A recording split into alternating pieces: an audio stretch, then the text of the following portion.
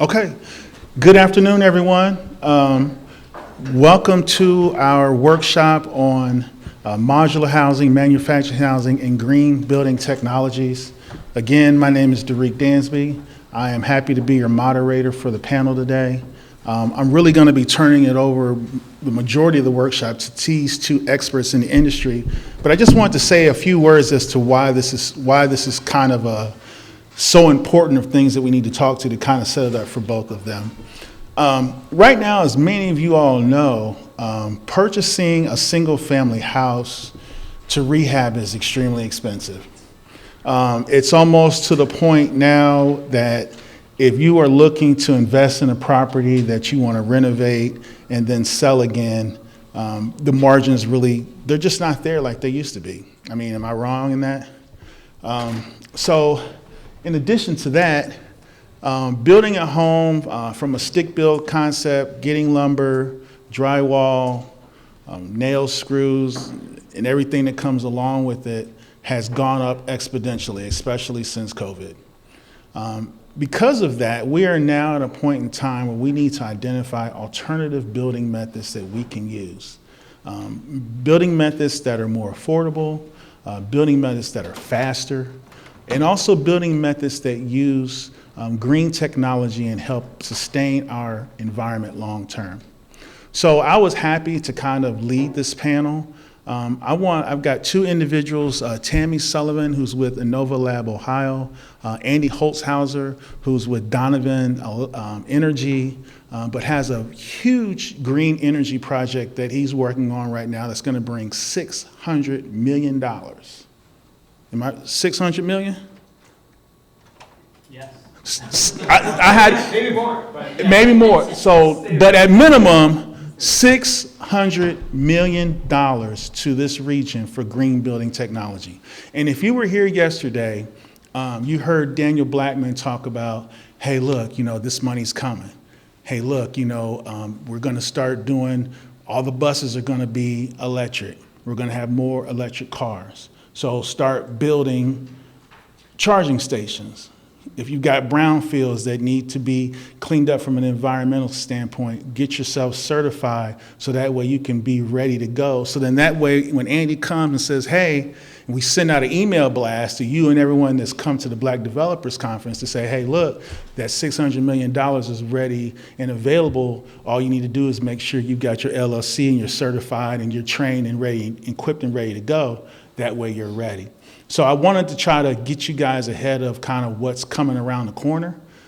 So then that way, when we get around the corner, you're ready to go. So with that said, I want to bring up Tammy Sullivan to talk about Innova Labs Ohio and what she's doing. I've got a microphone over there, but this is a really intimate group. So if you have a question, just raise your hand, let her call on you, and let's just have a good conversation. We're here till about 2:45-ish, so we've got 55 minutes between the two of us. Sound good, everybody? All right, Tammy. Thank you.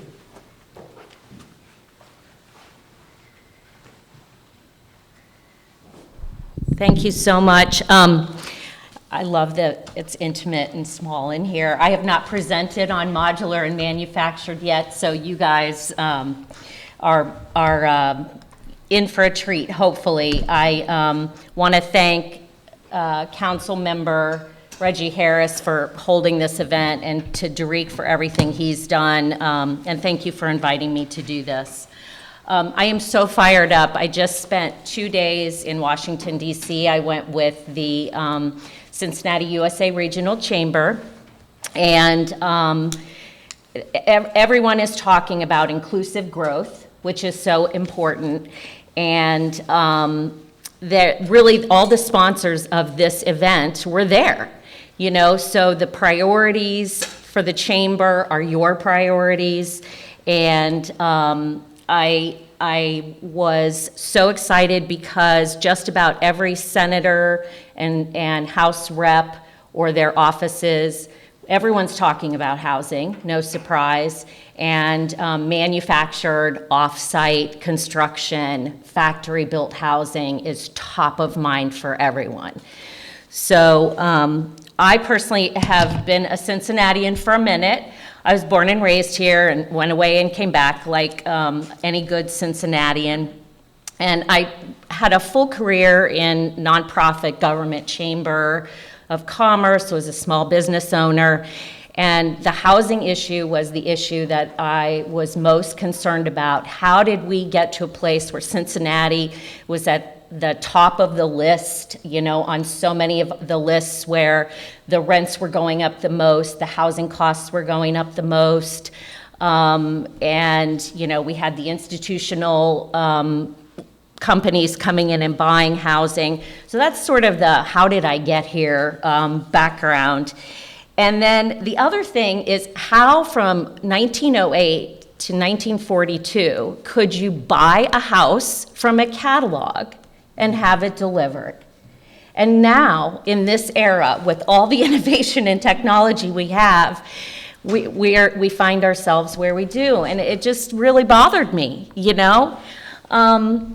So anyway, those were called Sears Modern Home Kits, right?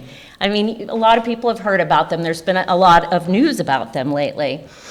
So there's a lot of reasons why we got, and Derek touched on it, how we got to this perfect storm with the housing crisis and then the pandemic, where we are millions of homes short, and in Cincinnati, you know, you hear different numbers, but tens of thousands of units.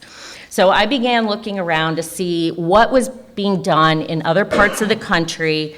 What were they doing that we weren't? And on the coast, they're building a lot more factory-built housing than we are, and there were just little spotty areas in the Midwest where people were starting to build modular and manufactured. And missing middle housing is something we've been talking a lot about in Cincinnati.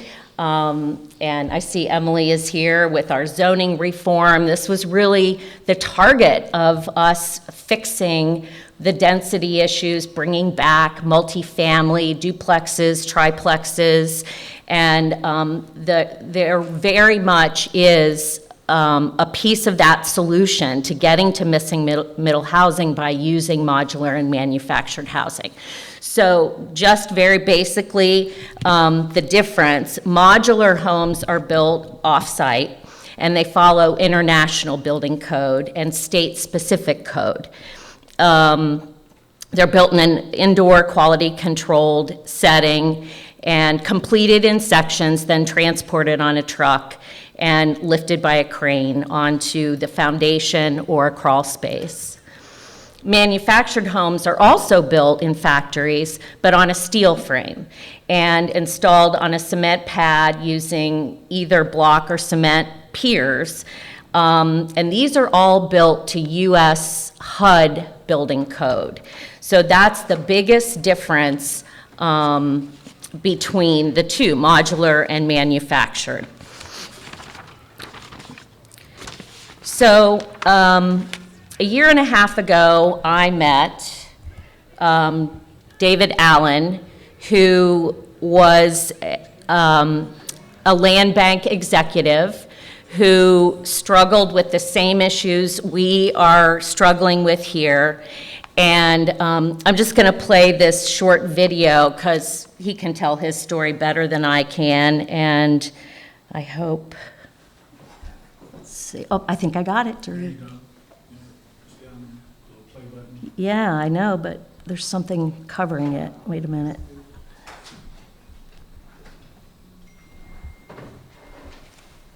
Don't want that.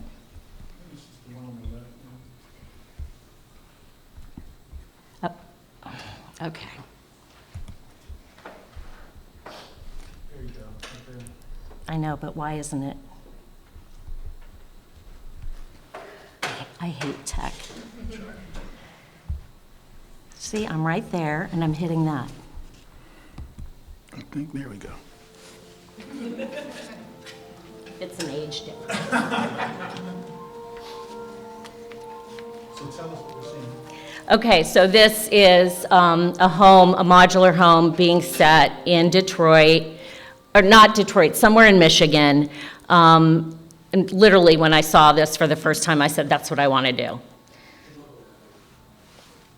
So they poured the foundation, right? Yeah, I was trying to turn up the...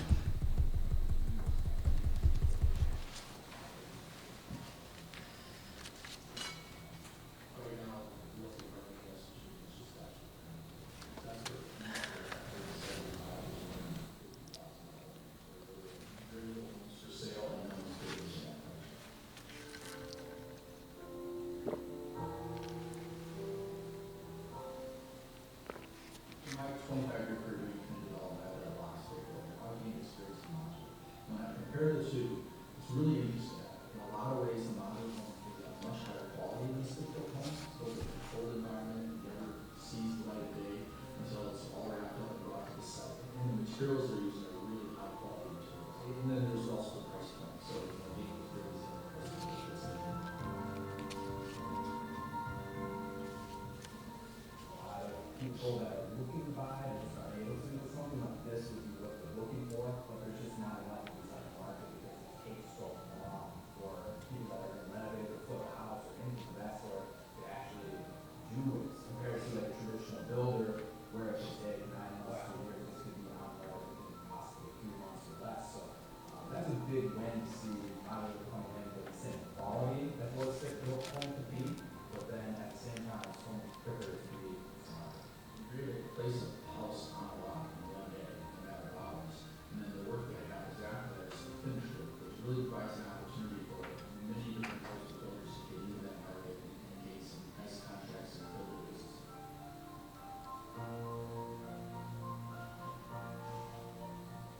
So one of the things that modular affords us is the ability not only to do it affordably, but also in a design that fits in the neighborhood. House are in there, not all narrow. If you look at the street, like it's not neighbors who live around these big lots, have lived around these big lots for a lot of years. And not only do the buyers deserve these homes, but they can fit in the neighborhood so they're not stigmatized, the neighbors deserve the kind of houses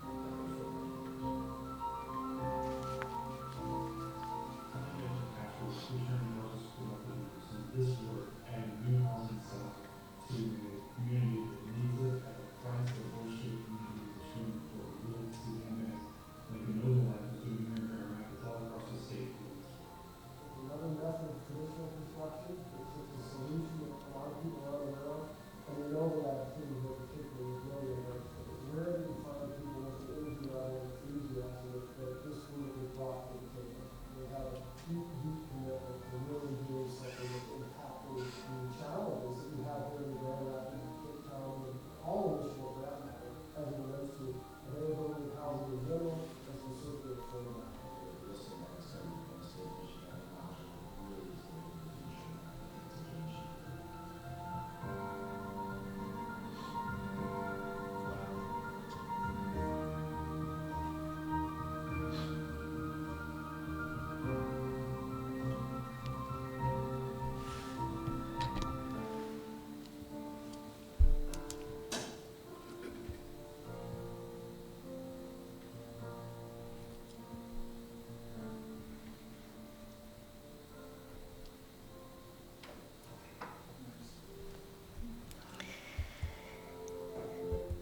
So they say a picture is worth 1,000 words. That's why I had to show that to you, because you really have to witness it.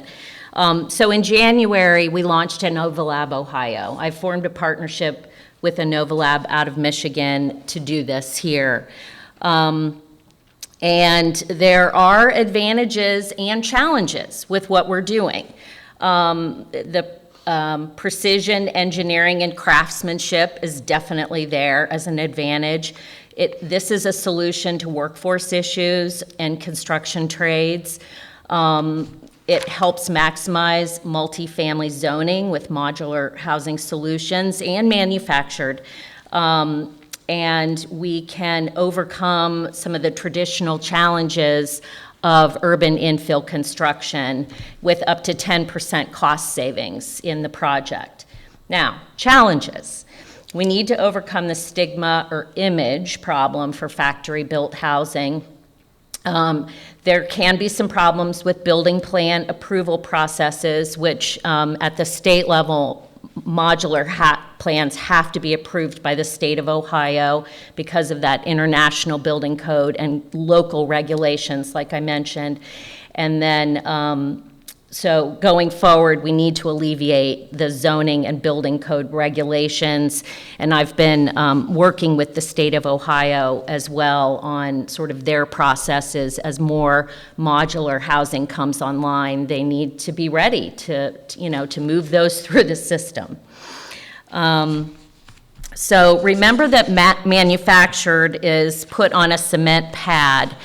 This is an important point I want to emphasize. Manufactured homes can be moved. However, if you leave them in the mobile condition, it greatly lowers their value, and you have different financing. So if you move the wheels and tongue, is what it's called, and permanently affix the manufacturer to the foundation and file a certificate of a fixture with the state, they're treated exactly like a traditional home. So that's some of the education that I've been doing. And sometimes municipalities have zoning restrictions for manufactured homes. Emily, I sent you an email today. So Emily, I've been working on modular. Are there restrictions? From a zoning code standpoint, if it's permanently affixed, we would consider it like any single-family house. Okay. If it's mobile, then it would only be permitted in a recreational vehicle park. Right, okay. I wanted to be sure, though, and so there, you heard it directly from Emily. Now, let me just say this. Yeah. So Emily, so once, you know, you submit a drawing for a modular home, and it gets approved, and you build another modular home that's the exact same footprint, does that speed up the approval process? Unfortunately, we're looking at the property lines, the setbacks, everything on a case-by-case basis.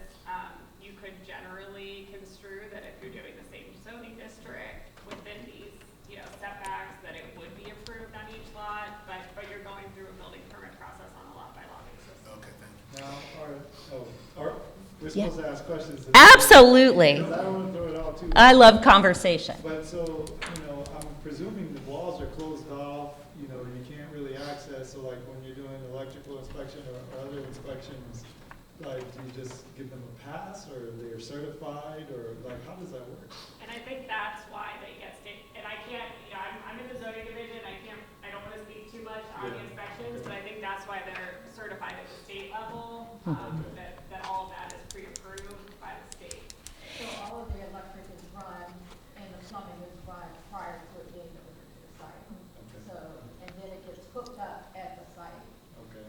But everything is, all the drywall and everything is up, and it's all run at the factory. Yeah, they built it in a warehouse. Right, no, I get that, but I mean, obviously, they're putting it together, so I mean, Yeah. I mean, going from the bottom to the top, it's Yeah, still so, gotta and then connect. when it gets delivered to the site, it gets married together, all Yeah. all the. And does that require an inspection, or is just assumed that that connection is good? So Deborah Robb with the Port has built modular here in the Cincinnati area. And so she knows what she's talking about. And what happens is when the modules or units are delivered, they have a tail of electrical wires that do just need to be hooked up. Because it's approved at the state level, to answer your question in a different way, at the state level, once you have your plans approved, and I do have one plan approved at the state now, it could be built anywhere. So, but to Emily's point, you know, the municipality is still going to look at the project by project. Now, there is some education with municipalities. In Michigan, they found if somebody doesn't quite understand what's going on, they've wanted walls open to see an electrical line or plumbing line. And that, you know, that just takes some getting used to. And, you know, it's going to be case by case. But I think, you know, if we don't start, we won't get there. So, yeah. Did that answer everything? Okay, Good, I love this. Okay, so modular development, these are all the pluses, and we covered a lot of it. Really, the stronger, more durable construction, because it's built in a factory and then travels down the highway, it's stronger than what's built on site. So like, I've even heard sometimes insurance companies give better ratings for modular, like in terms of wind damage, because it's less likely to get damaged. Well, what if it comes in and there is damage, and is it like Amazon, you're gonna go ship it back? Well, that's why I'm here, actually, and that's the cool part, because on site, you want somebody, if you decide this is the kind of development you want to do. I work with the partnership in Michigan, and you're not signing off until we've checked everything and made sure it's all okay, and fix it before it's turned over. If that, yeah, okay. So, and we've talked about urban infill. This was my first set a year ago, August, and to me it was like threading a needle, This was Hamtramck, Michigan, and this is, historic housing stock in the neighborhood, sometimes 5 feet apart. In the morning, it was just a foundation down here, and by the afternoon, we were walking through the house. It was done.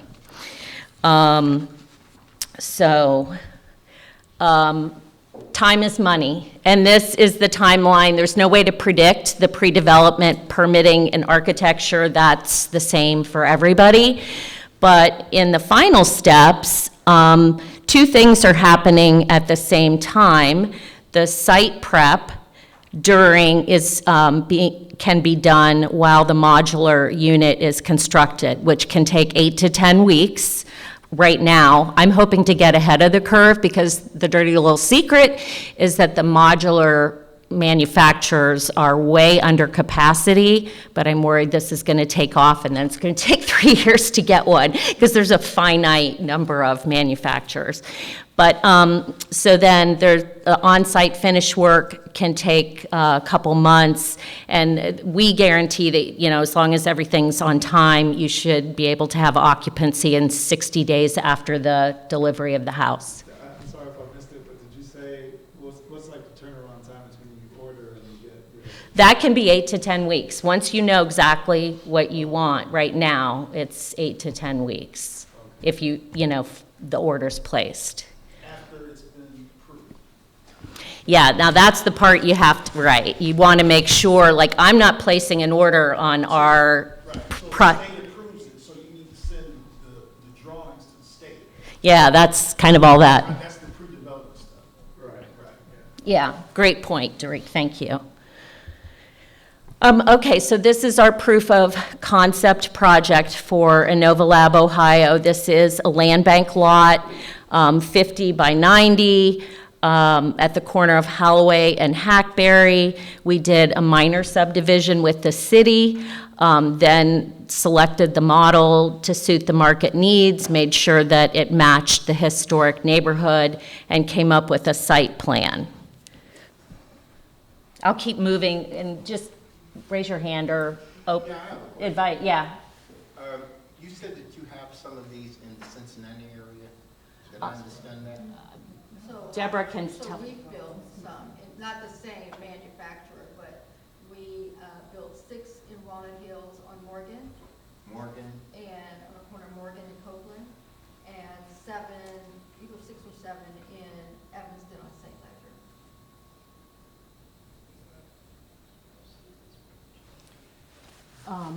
And that's, And also working in neighborhoods has done some as well, in College Hill, This is Evanston and what now? St. Ledger.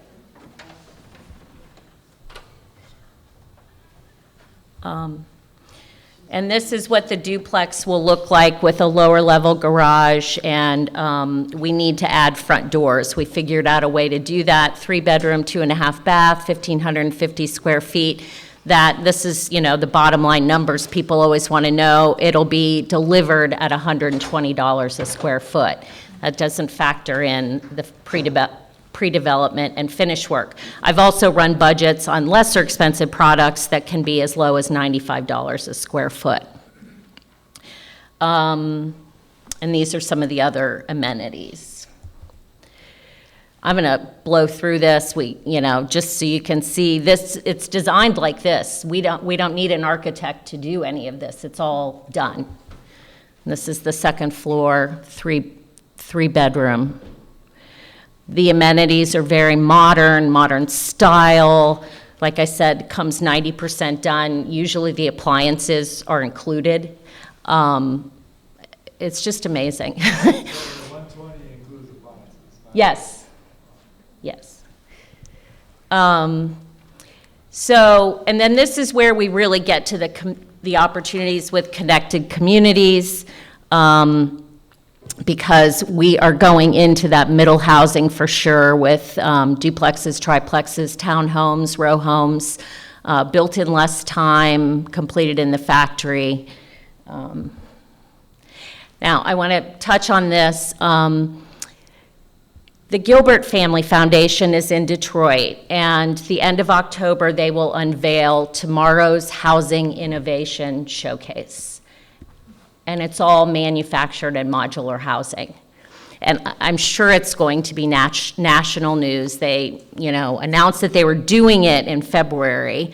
It's in the North Corktown neighborhood, right close to Detroit, less than a mile from that new Michigan Central Station that was completely renovated by the Ford Foundation. And Innova Lab, the company that I'm partnering with or working with, was selected to serve as the modular contractor.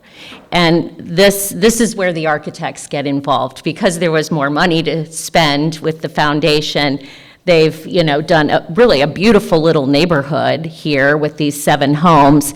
And I was there a couple of weeks ago. In the bottom right-hand corner is the setting of one of those homes.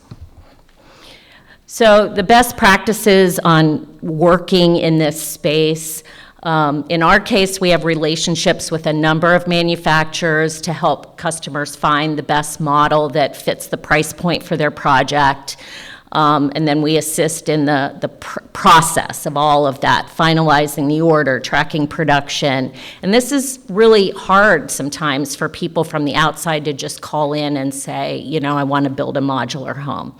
So, and then we are in a position to train up builders and developers. My partner, David, I've, been on many calls where he's talking with people about the process and, what needs to be done and what doesn't need to be done. And then the set crew is so important. I say they're worth their weight in gold. Here you can see, 4 members of the set crew lining up the house as it's being lowered on the foundation. That's some amazing skill. So. Are these crews that are brought in from the manufacturer or the locally contracted? Well, for us, with Innova Lab, like that set crew works with us, and we will bring them from Michigan.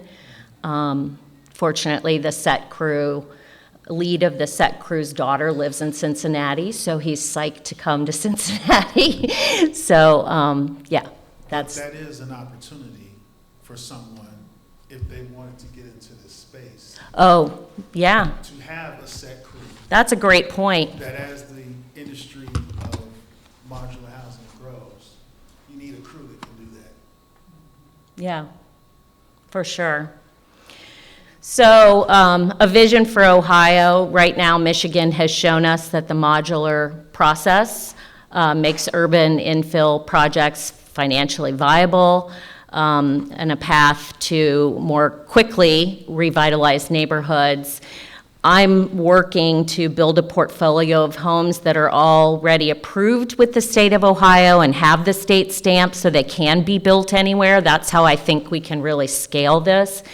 And like Michigan, try to create a pattern book, because they have over 20 homes that have been designed specifically for this setting in the multifamily space. And So rather than being an unfriendly state to build modular and manufactured housing, I would like to be a leader. So that's what I hope. And some of the future trends, Fannie Mae is definitely all over this and, sees it as a solution for our nation's growing affordable housing crisis. Innovation-wise, MH Advantage and CrossMod are a couple of the hybrids that have just started to be created so that, there's just more opportunity. And this is my favorite thing that I've heard along my journey. Homes are where jobs go to sleep at night. If we're talking about economic development, we have to talk about housing. So, and I don't want to take too much time. I have no idea how much time I took. Yeah, so, we're gonna transition over to Andy, and then we can come back and Sure. ask questions for Tammy. But any other final questions, thoughts? So you have the 120 per square foot estimate, and then like the foundation work for those houses is like typical foundation work? That's a great question. Yeah, because cement is so expensive, we price it two ways. A traditional cement foundation, but there's also a product called Superior Walls that we, if we're doing a cement foundation, we'll probably do that. And that's what was being done on that Detroit project. And those get trucked in as well. You need the cement floor, but then the walls are already prefabbed for the foundation in a factory, and they get delivered and put together all in the same day. When I priced it, it was like I'm just going to give you a project example, like $10,000 less to go Superior Walls versus cement foundation poured. Would be like what, 40, 50K maybe? No, $10,000 for the project. Oh, I thought you said 10,000 less. Yeah, less, right, for the foundation itself. So a total of $10,000 savings for the Superior Walls. But just every project is different, you have to price it, and I literally have to get a quote for each project, but I'm impressed by the savings there. And as you round out your part of the presentation, what is your timeline on the Hackberry duplex? Your listing agent wants to know. Yes. End of the year, early next year. Awesome. Okay. So we'll Being keep realistic. You guys updated as it comes along and maybe when they deliver it. Oh, yeah, I want to invite You guys can everybody. Yeah. And if something goes vertical before our project does, then we'll make a big splash out of that, because, these are great pictures, but you need to see it. And I did say I could invite people, if you want to come up to the Gilbert Foundation site, if you're really interested. It's a 4-hour drive to Detroit. You can do it in a day. I'd be happy to help with that. Okay. Let me turn it over to Andy. What was the date? Okay. The Gilbert Foundation. What was the date? Oh, right now it's October 25th to the 8th, over like a Friday to a Monday. And only because I know there haven't been some final city permits done, I'm not going to commit to that, because you just never know. But that's what they have right now. Okay, thanks. Thank you. All right. All right, let's get you set up. All right, so we're going to transition over to Andy. I just need to find you are there. Is that you right there? No, that's not you. Where are you at? Oh, there you are. I don't know how to play it. Do you know? I have a quick Do you know how to question. play it? Someone over there said you were working on some modular homes in the College Hill area. Where Working at? in neighborhoods. is Over in, Working in neighborhoods. There it is, slideshow. We're Right on there. There we go. Okay, I want to Start know slideshow. where Boom. in College Hill. They've done some on Cedar, and I think the other streets that they're working on, but if you go to their website, it might tell you. Working in neighborhoods, okay. all right. Andy's got $600 million. $600 million. I can't top that. Invited a finance guy to the construction panel. How did that work? I think that went up 100 since the speaker series event a few weeks ago. But no, it's great. It's great to be here. Derek, thank you. Tammy, a pleasure to be up here with you and to chat a little bit about definitely some common themes. I'm going to take a few different angles around basically everything you saw from Tammy as a version of sustainable building practices in so many ways: less waste, more efficient, all the things. And I'm going to take a little bit of a different angle.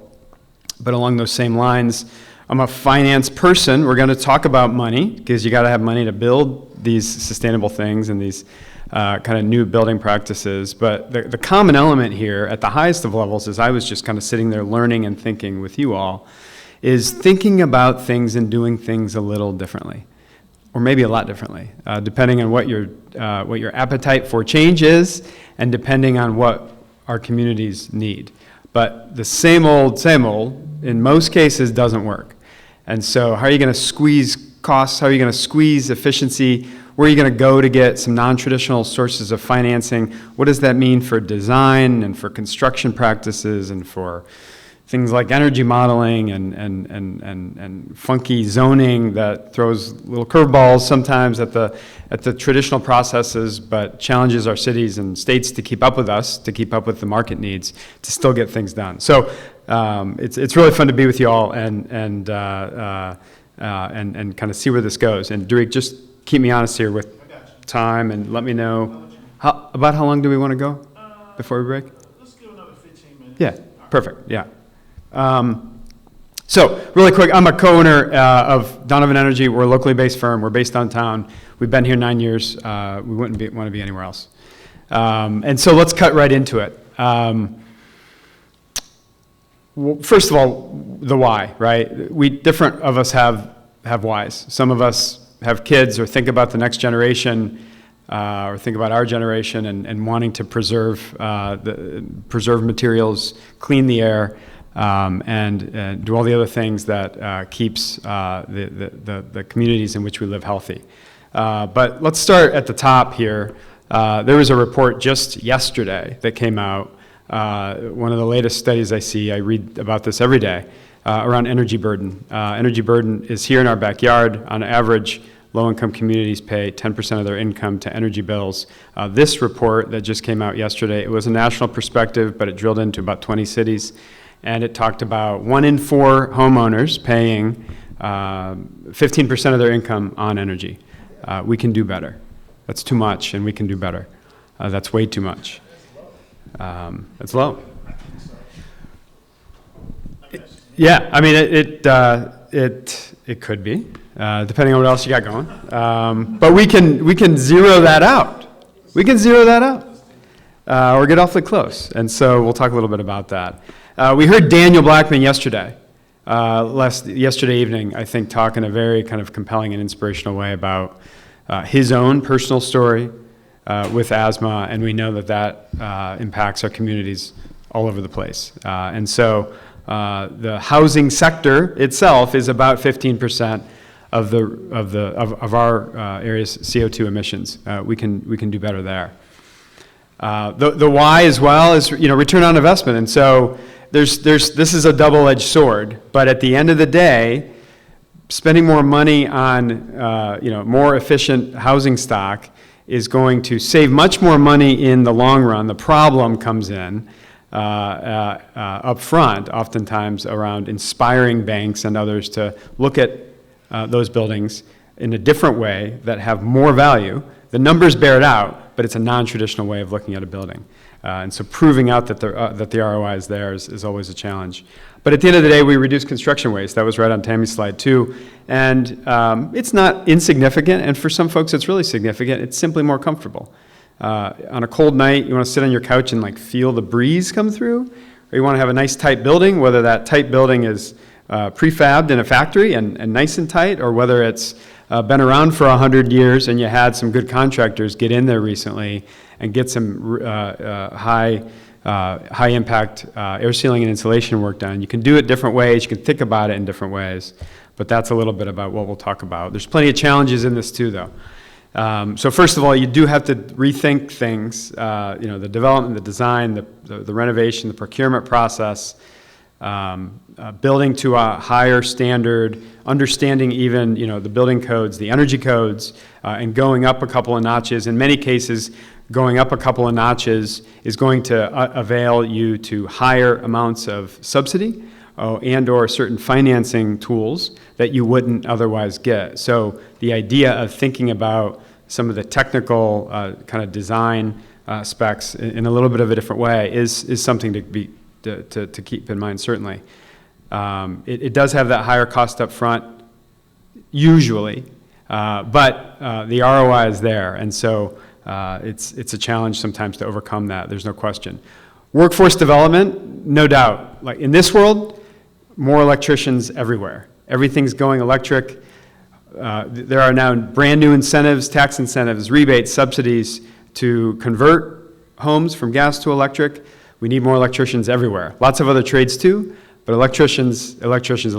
So in my view, folks that want to get into a new space or want to kind of upskill into a space, I have a hard time arguing against that one as one of those top options, just given the fact that there's such a big push to electrification. And not going to get into this, I promise, but the utility regulatory structure is a big part of this. It's wonky. It can outright prevent solar markets from really working. It's not terrible in Ohio in terms of that marketplace, but it's an important piece of the puzzle in thinking about not only utility-funded rebate programs that do or don't exist in different communities, and other things like solar and battery storage and EV charging. All of those things have an interface to the utility company, to the electric company, and there's different things to think about when you're taking that on. So we're going to talk a little bit about some of the funding tools, and this happens at a number of different levels, and this is where I'm not in the wrong room. The financing room is down the road, but we're talking about financing to a degree, sustainable building practices. There's a number of levels, and these are tools that I think mostly you haven't heard in other sessions, and that's not because the other sessions are off. It's just because a lot of these tools are either on a significant growth trajectory, or they're part of many hundreds of millions of dollars that are starting to get unlocked from the Inflation Reduction Act. Or they're just simply new ways of thinking about it that maybe haven't quite been fully proliferated in our development space, in our communities, but hopefully with more discussions like this, we can get there. We're going to talk about a couple of programs called the Home Energy Rebate Program, the Solar for All program. Commit that to memory, $400 million just between those two. We'll come back to those. Utility rebates, or today lack thereof, but that could always change. And then at the end of the day, and we have talked and we have heard in a lot of the sessions around challenges in lending. And one of the most exciting things about some of the new tools that are going to be coming into our community and are in part funded through the federal government is some extraordinary innovation around low interest lending to help enable developers and homeowners to invest more into energy efficiency and solar and things like that up front, but underwrite you accordingly, because what you're doing is providing more value. So you're going to get more capital. You're going to get it at a lower interest rate under certain circumstances. And so really quickly, I want to explain just a little bit about where this money is coming from, so you don't just think that I'm walking around with $600 million in my pocket, as Derek may suggest. At the end of the day, bar chart, a lot of things on here. The single biggest investment from the Inflation Reduction Act are the changes to tax credits. There are tax credits available or that were available and are now expanded for homes and for multifamily owners at an extraordinary level, far beyond any other single funding stream out of the entire Inflation Reduction Act. Depending on what economist you talk to, we're talking about upwards of $1 trillion. So just know that there's a lot of stuff in the tax code. I know that's a bit eye-watering to some, even to me, a former practicing CPA. I don't always love tax preparation, but I do love when we can use the tax code to help get really important things done in communities. And so there's that $1 trillion. We'll hit a few high points on that. Here's another acronym for you, the $27 billion Greenhouse Gas Reduction Fund. For now, the most important thing to hear about or hear again is a $7 billion Solar for All program that we are going to talk about how that actually hits our backyard in just a couple of slides. The last one, it's also going to hit our backyard in a few months, is a portion of the $8.8 billion home energy rebate program funded by the Department of Energy. Importantly, overlaying every one of these nickels is the Justice 40 goal set by the federal government applicable to a number of these federal funding streams, not the least of which is everything I just mentioned, coming from the Inflation Reduction Act. A goal, and in some cases a mandate, that 40% of these dollars are going into low-income and disadvantaged communities. This is a map. These are the maps that covers most of the city, a lot of the county. It is a unique map. It's not exactly the low-income tax credit map. It's not exactly the New Markets map. But if you've seen any of those maps, you know where you pretty much know what this map looks like. Importantly, though, these funds have to, in some cases, at a significant degree, be invested into homes and buildings inside of low-income and disadvantaged communities. And so that will not happen on its own. That has to happen with some extraordinary collaboration, and that's part of why I always appreciate being able to share this with folks in our community. When it comes to building technologies, home or multifamily, there are some things on here that are routine. There are some things on here that are not routine, and so I wanted to really kind of isolate and identify a list to a degree of some of these measures just to sort of get it on the radar. Any ones of these can be can have straight lines drawn to tax credits and then rebates as well, and it's in some cases going to encourage a different way of designing a renovation or a project. The top couple of bullets are fairly routine, although when it comes to thinking about energy efficiency retrofits and things like air sealing, insulation, energy audits, electrifying homes, the trades, the skilled workers that we're going to need to just be able to accept our county's fair share of these federal programs is extraordinary. And so it's incumbent upon us to be getting ready. If you have new construction renovation work in your pipeline, or you have a portfolio of homes that you may be working on, or you are just simply a homeowner wanting to do some work, these are all things to be thinking about. But then the bigger and I suppose less traditional things that hopefully become more conventional are things like solar and geothermal, electric vehicles, and EV charging. Now, from a design, from a construction standpoint, that's not to say that next time you put in your next manufactured home or you build new, that you have to put all this stuff in right at that time. But there are some really compelling, and I'm not going to get into the details, but compelling things that you can do to make a home solar ready, to make a garage of a home EV ready without actually putting in the infrastructure. And you can do it at a fraction of the cost that you would then have to do to make upgrades to the electrical panel or run conduit from the basement to the roof after the home is constructed. So the concept, the term, is not a complicated term. It's making a home solar ready or making a home kind of EV ready. And so those are at least building practices, design practices to be thinking about when you're building a home, even if you're not going to go to the next couple of steps to actually put the infrastructure in place. So we're going to talk for a second about solar. And so I said $7 billion up here. That's kind of like, that's not interesting. It's $7 billion. Where does that even go? So we're going to bring it down a level, or a couple levels, depending on what part of our tri-state. We're going to focus mostly on Ohio just for conversational purposes. So our friends up in Columbus, the Ohio Air Quality Development Authority, are the state leads on the $7 billion down to Ohio, $156 million. Okay, so Ohio has now, and will roll out in the next less than 6 months, $156 million of solar funding that is far beyond anything close to Ohio's ever had before for solar. That has to go somewhere, and 100% of this is mandated, not a goal, but a mandate to go into those low-income and disadvantaged communities. 100% of it.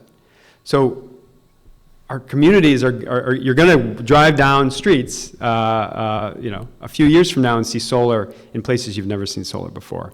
And we have to work together to make that work. This is going to be a combination of grants and low-interest loans, the design of which we don't exactly know yet. And so I'm not being general as a teaser, except to just get it on your radar, know that this is coming, and hopefully a lot more information comes out soon, and when it does, we're going to find ways to amplify it. There's another important partner in Ohio, though, called the Industrial Heartland Solar Coalition. They also got $156 million. They're serving 31 different cities, but Cincinnati is one of those cities. So we're going to actually have 2 Solar for All partners, if you're just talking it for a moment about the city of Cincinnati, that are going to have different program designs, grants, low-interest loans, to get solar done on our homes and on our multifamily buildings in our community. So, would you need to apply to get the funds? And is it on a sliding scale based on income? Or with the loans, is there a lender that you're gonna be working with? And what are kind of some of the credits, things around that? Do you know any of those details? Yeah. So a little bit in that there will be probably a sliding scale in terms of grants. Generally under 90%, AMI 90 to 150, and then above 150. And different levels of subsidy. With under 90 being fully subsidized, whatever the remainder is left over from. So a single individual, no kids, lives alone, how much there's their maximum on that then, do you know? For the solar subsidy? Yeah. I mean, there's going to be other subsidy you can bring to the table before you get to solar for all, so it's about 50% of the cost, in short, of maybe a $15,000 to $25,000 solar install, depending on size of home and a variety of other factors. Yeah, go ahead. If you have a construction company and you're doing a duplex, how would that impact you?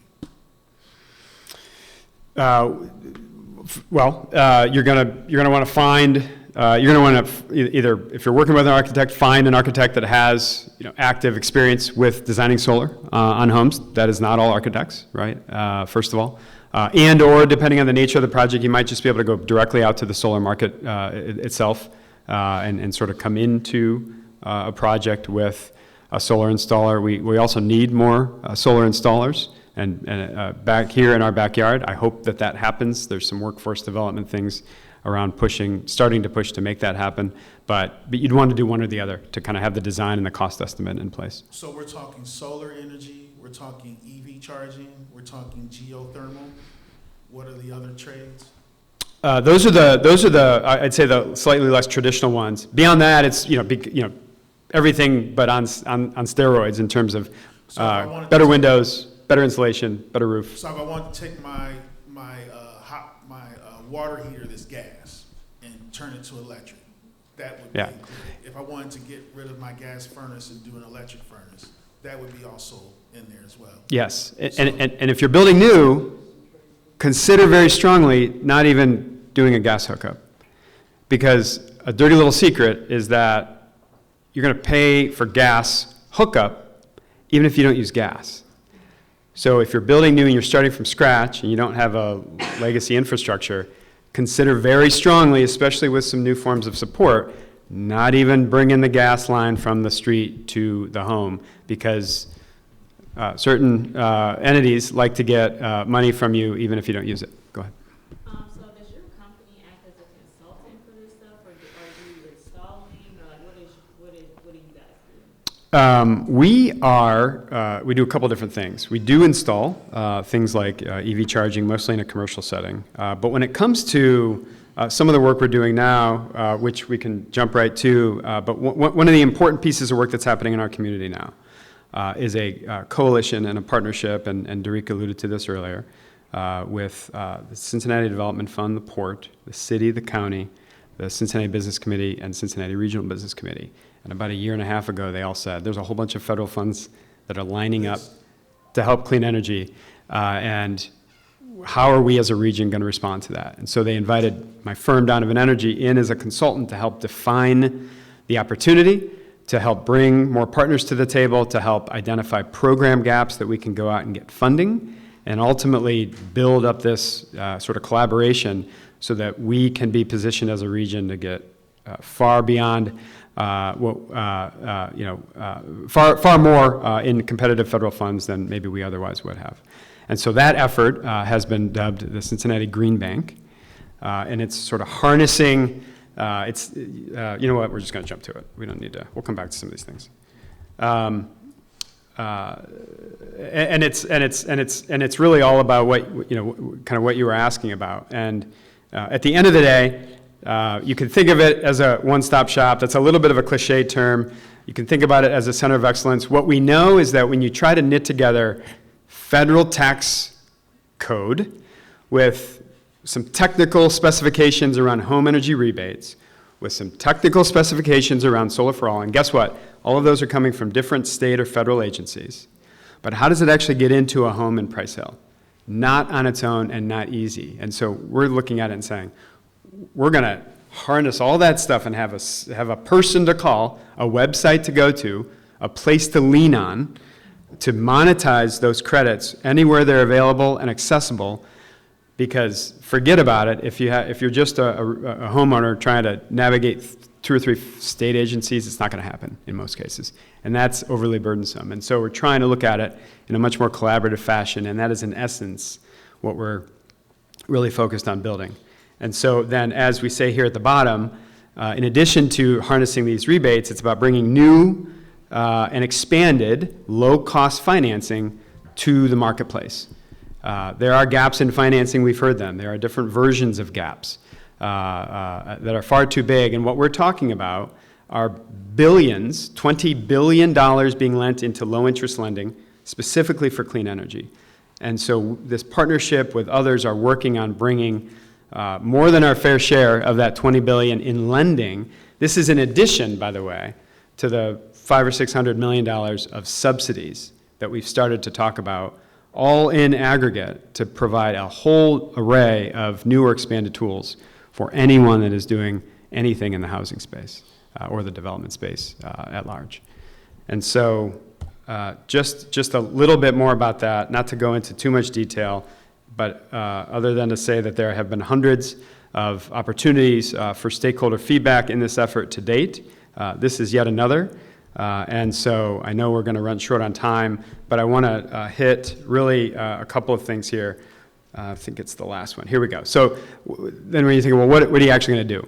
And so in addition to systematically harnessing the federal funds that are floating around in Columbus, we're talking about the initial focus on 3 different financing tools, all of which is intended to put lower cost, extended term lending in your hands as developers and or in homeowners' hands directly to make investments in energy efficiency and renewable energy. One is focused on single family, one is focused on multifamily, and then there's a little bit of a wonkier, although soon to be really important, federal investment tax credit pool of capital so that these wonky tax credits can be more easily monetized into projects. And so all of these are public-private partnerships.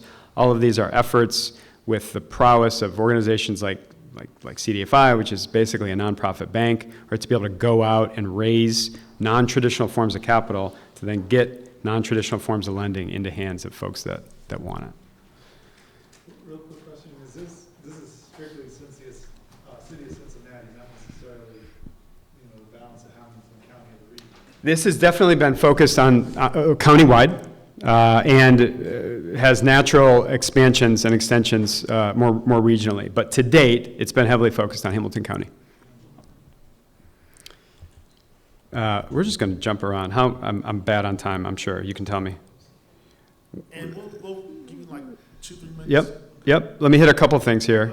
I promised home energy rebates. $250 million in Ohio, okay, through the Ohio Department of Development from the U.S. Department of Energy. So we said $8.8 billion up here, federal government. That doesn't mean anything to me. ODOD has $250 million. That splits into 2 pots, 125 over here, 125 over there. This gets released also in about 4 or 5 months. What does that actually mean? Okay, single family and multifamily, new construction and renovation, audits, free audits, grants, product rebates. This is going to be, again, stratified, under 90% AMI, free, fully subsidized up to probably $10,000 or $12,000. 90 to 150, subsidized probably $5,000 to $7,000. Market rate is a little TBD beyond that, or not market rate, above 150, I should say. Rollout Q1 2025 estimated. Real numbers for you to be thinking about, just to try to put this in as digestible terms as possible. And so there are two different subsets of the program. One is called the home efficiency rebates. The second is focused on electrification. If that sounds confusing, it still is to my firm and I, and we've been in the weeds on this for 2 years. Also, those acronyms have changed a few times, so bear with it, but just get ready for it. And so when it comes back to construction design, here are the very specific things that are for consideration as you're thinking about your next project and how some of the new forms of subsidy will be there. Never before has the federal government subsidized electrical panels.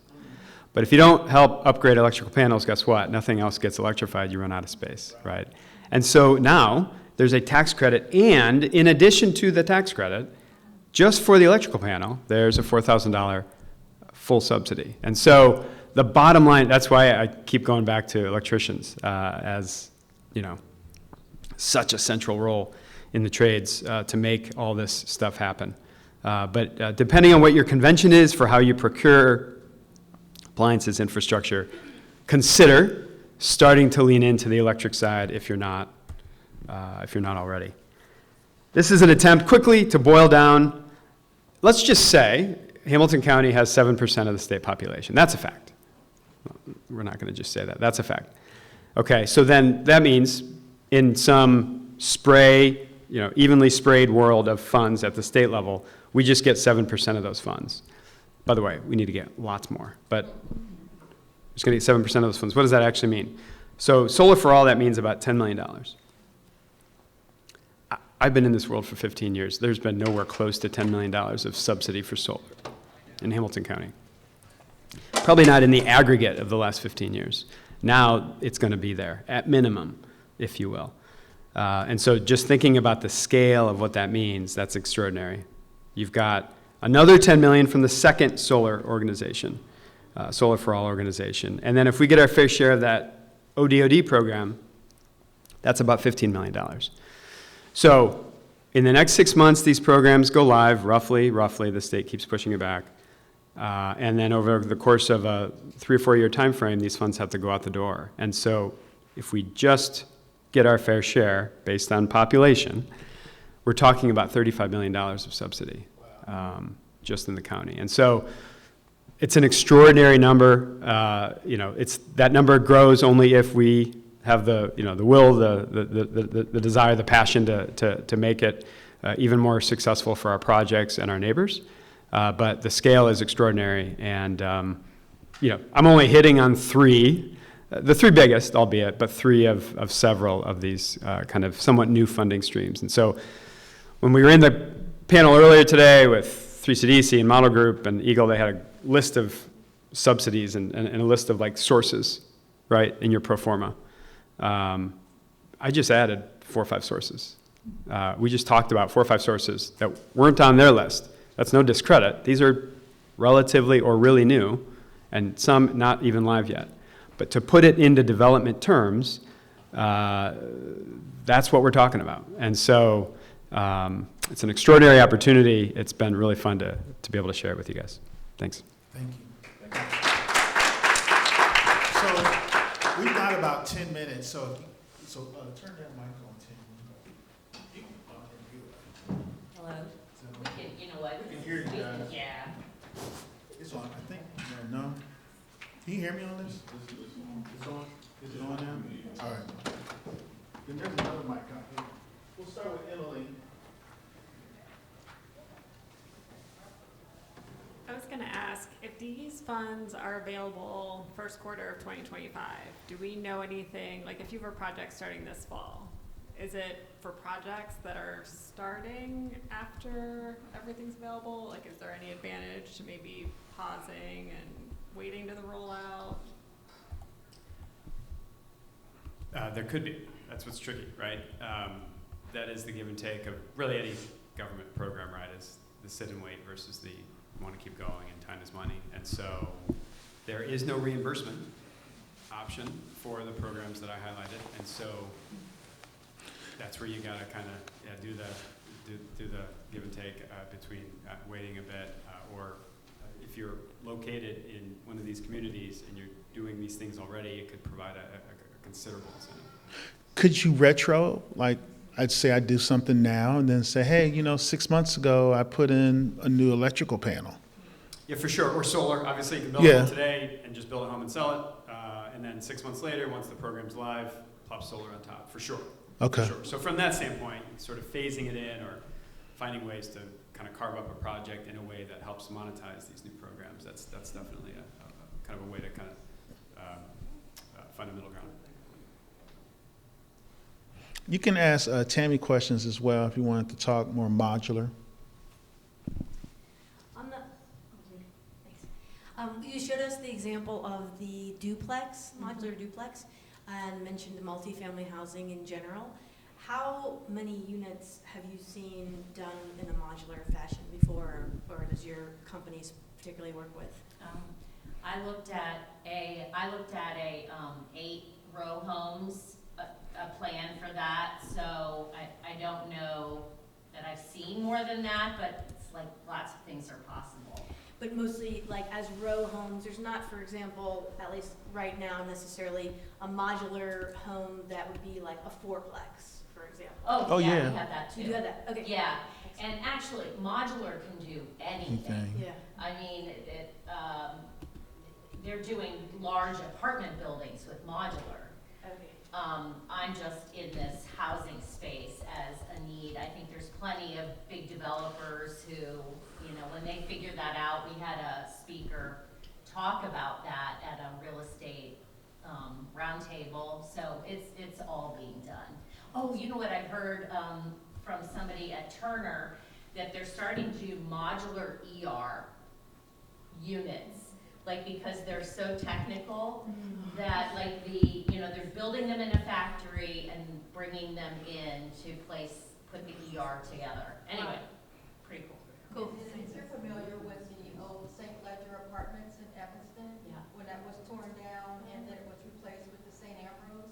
Yeah. So St. Ambrose was modular. Oh, cool. Okay. Yeah, and Model Group did that Model, in partnership with the port, right? So, well, we did the demolition. They of did the St. Ledger, demo. But Model did it with Unibuilt. Model kind of operated as the set crew. Right. Unibuilt built it, and then modular came in and put it all together at the end of the day. Yeah. And there really was, this is worth sharing. I started asking around the community, why aren't we doing more of this? And there was the thinking that, it costs just as much as site-built construction. But I think enough has changed with the advances at the modular factories. And we don't have to just look at Unibuilt in our backyard. We can pull from Pennsylvania and Indiana and Michigan. And then also construction costs have gone up. So I think it's sort of that perfect storm that this makes more sense than maybe it did before. Right, and modular's been around for a while, like Oh, if you yeah. look at the Mills of Carthage, that was a modular, it was Potter Mill Homes. Mm-hmm. And then Potter Mill also did some homes in villages of Daybreak and Bond Hill. They don't exist anymore, they went out of business for other reasons, but modular has been around. It's been around for a while. Yeah. And I mean, like even my house, it was built in 1900. It was just like what you said. They brought it in on a rail cart, and you had instructions, and this is how you put together. It's really the same thing. It's just a little bit more modernized. What's the number of manufacturers and I know you mentioned they have capacity today, are you working with one, and I think you just started to talk about that, you're saying you could get them from different states, but how many manufacturers are there, and what's their capacity versus the demand that they're filling? Yeah, they're like the three big ones are Cavco, Champion, and Clayton. And that's where I started, just researching, and Champion excels in modular, and each factory is different. Like one factory will, do mostly manufactured, and another factory will do mostly modular. And that's what I've taken a lot of time to learn from the Innova Lab team, to bring that knowledge and opportunity here. Is that the When I Champion? visit factories and I say, how much more capacity do you have? Oh, we could double capacity, we would just need to hire more people, but they're not getting the orders to do that yet. Okay.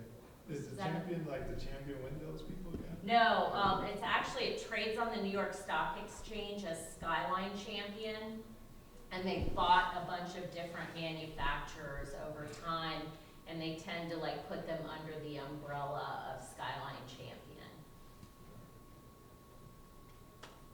Thanks for asking. Excuse me. What is your projection for the homes over the next, let's say, 1 to 3 years in this area for the construction of it? For modular, Yes, for modular.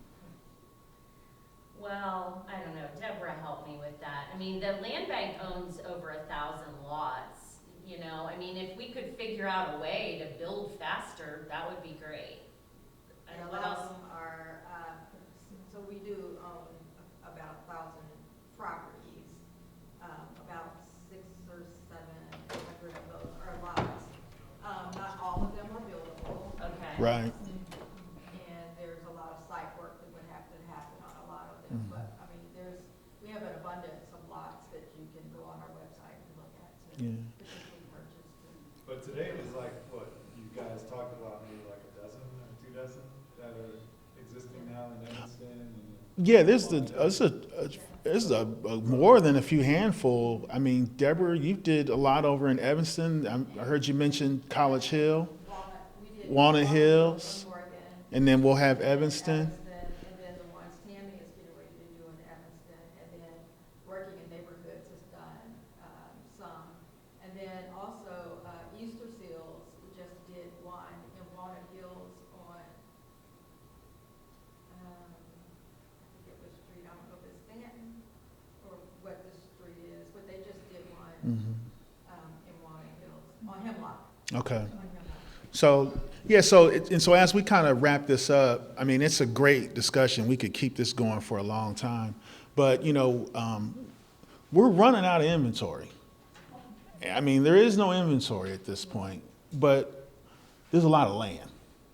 And if we could find fast, simple, affordable, environmentally conscious building opportunities, we can help, make a dent in the inventory shortage that we have. So thank you all so much. There's my red card, so that means it's time for me to stop. Thank you. Thank you both.